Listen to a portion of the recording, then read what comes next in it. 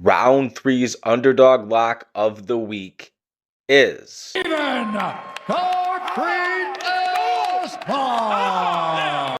that is right, Stephen Concrete Asplund for round three's underdog lock of the week. I had to come rap to you guys a little bit off the top of the head just about Asplund.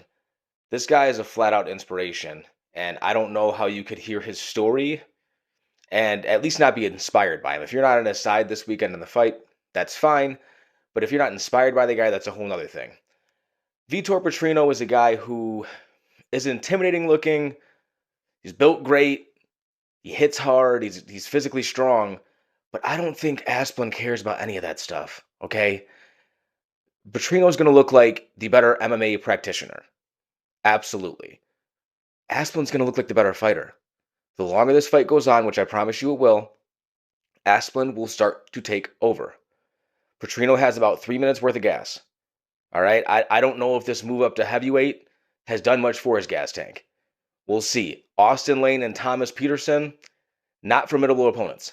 I apologize. I'd like no disrespect to either one of those gentlemen, but they are not Stephen Asplund, and they're not going to put the pace, the historic pace that Stephen Asplund is going to put on Vitor Petrino. Vitor Petrino is a gentleman who has been submitted by Anthony Smith, and then right after that was flatlined by Dustin Jacoby. We haven't forgotten that. We have not forgotten that. Asplund put up the most significant strikes in heavyweight history in his last fight. Okay, this is a guy who fights constantly. Dating back to 2022, he's been fighting every 3 months. All right, since 2022, he's had 14 fights. His opponent, Vitor Petrino, has had 8 fights. All right? Petrino is okay. He's okay in the first 3 to 4 minutes, and that's where I feel like he's got to get this fight over with. Because if he doesn't, Asplund is going to drown him. Death by 1,000 cuts.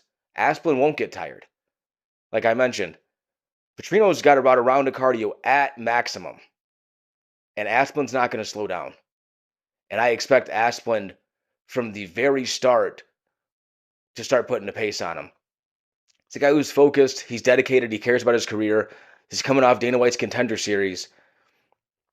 And quite frankly, I looked on his X, Twitter, whatever you kids call it nowadays, and he has not been active since, goodness, the first week of February. And guess what? This fight was announced the last week of January. He's been locked in. He knows what this opportunity is. Asplund is 2 or 3 big wins away from fighting for a heavyweight title. You know, going from delivering pizzas after he dropped out of high school and eating junk every single day and being north of 500 pounds to turning his life around and being a professional fighter in the UFC, that nothing but pure inspiration. Stephen Asplund's out here fighting for the everyday man. Okay, and Stephen Asplund is round three's lock of the week.